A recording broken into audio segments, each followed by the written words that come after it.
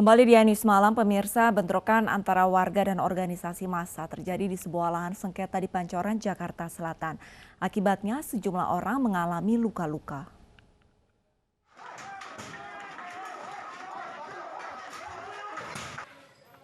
Warga dan anggota ormas di Pancoran Buntu, Jakarta Selatan terlibat bentrokan di tanah sengketa sebuah perusahaan milik negara. Kedua kubu saling serang menggunakan batu dan benda-benda tumpul. Akibatnya sejumlah orang menderita luka-luka. Bentrokan dipicu aksi sekelompok orang yang mengusir warga agar pindah dari lahan sengketa. Kami secara tiba-tiba kaget juga ya. Tiba ada massa dari luar dengan rombongan membawa motor. Itu turun di pinggir jalan, langsung mengevakuasi orang-orang yang di dalam posko, barang-barang yang dikeluarkan, dan membabi buta langsung membongkar. Nah, perselisihan itu sudah ada pelaporan melalui laporan pidana maupun perdata. Namun pada saat itu terjadi kesalahpahaman dari kedua belah pihak. Yang satu merasa sudah memberikan haknya semestinya, yang satu lagi merasa akan diusir, sehingga terjadilah pertikaian antara kedua kelompok tersebut. Meski suasana telah kondusif, warga tetap berjaga di sekitar lokasi untuk mengantisipasi serangan susulan. Kini sengketa antara warga dengan salah satu perusahaan milik negara ini masih bergulir di PN Jakarta Selatan. Dari Jakarta, Helmi Sajengpati, iNews melaporkan. Duka menyelimuti kediaman almarhumah Diska Putri, gadis 18 tahun yang ditemukan tewas terbungkus plastik di kawasan Tanah Sereal, Kota Bogor, Jawa Barat pada Kamis pagi. Menurut ibu korban, siswi kelas 1 SMA ini pamit pergi belajar bersama, namun pulang tinggal nama.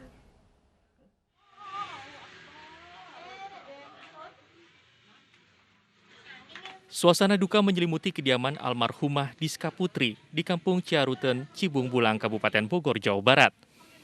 Menurut ibu korban, Diska pamit pergi pada Rabu siang untuk belajar bersama dan mengerjakan tugas sekolah. Korban berangkat dari rumah dengan menggunakan ojek. Namun hingga malam hari Diska tak kunjung pulang. Terakhir itu jam 11 sama saya. 11 malam. Siang. Apa katanya? Jam 1 siang sama bapaknya. Terus apa katanya? Pulangnya katanya jam 9 malam. Pulang. Mau ngerjain tugas. Terus? Gitu. Nggak ada kabar lagi? Nggak ada. Pada Kamis pagi sekitar pukul 9, pihak keluarga mendapat kabar dari Polresta Bogor bahwa Diska ditemukan dalam kondisi meninggal dunia di Jalan Raya Cilebut, Kecamatan Tanah Sereal, Kota Bogor.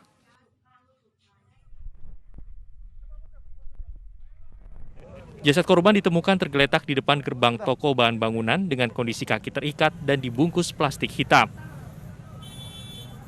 Dari hasil identifikasi ditemukan kartu tanda penduduk atas nama Diska Putri berusia 18 tahun, warga Ciaruten, Cibung Bulang, Kabupaten Bogor yang berstatus mahasiswi. Menggunakan celana pendek, kaos putih, ya. Tapi nanti lebih lengkap nanti kami sampaikan lagi. Ini kan awal ya. Sekarang usianya, Komandan? Kenapa? Usia Ya sekitar belasan tahun, 17-an tahun. kondisinya lengkap, Dan? Kenapa? Kondisinya lengkap. Lengkap. Ada Tidak ada mutilasi, bekas mutilasi, tidak ada, di semua untuk kondisi mayat dalam kondisi lengkap. Kondisinya terikat nggak, Dan? Kenapa? Terikat nggak? Kenapa? Terikat bukan, Dan? Ada terikat di bagian kaki. Kasus pembunuhan gadis 18 tahun ini kini masih dalam penanganan Polresta Bogor. Sedikitnya 4 saksi baik dari keluarga, rekan korban dan juga masyarakat di sekitar TKP sudah diperiksa polisi. Dari Bogor, Jawa Barat, Furqon Munawar, iNews melaporkan.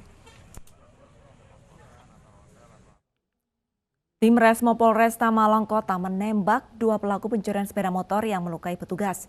Sebelumnya video aksi pelaku beraksi dengan menenteng celurit serta penangkapan kedua pelaku di jalan raya viral di media sosial.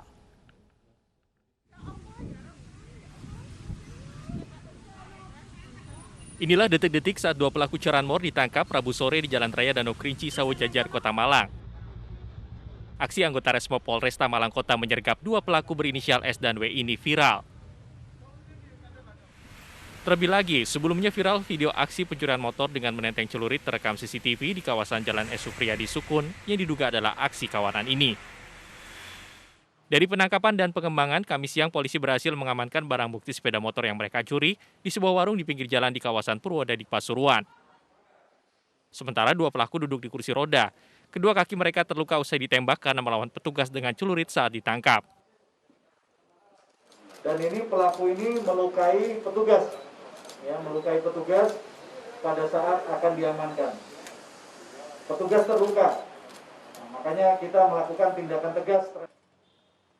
Atas perbuatannya, kedua pelaku dijerat pasal 363 dengan ancaman hukuman maksimal 9 tahun penjara. Kini polisi tengah mengembangkan kasus ini karena ada dugaan mengarah ke jaringan curanmor antar kota. Dari Malang, Jawa Timur, Denny Irwansyah, iNews melaporkan. Seorang siswa SMA di Kabupaten Timur Tengah Utara menjadi tersangka lantaran mengunggah dugaan pungli di sekolah. Tersangka dijerat pasal pencemaran nama baik.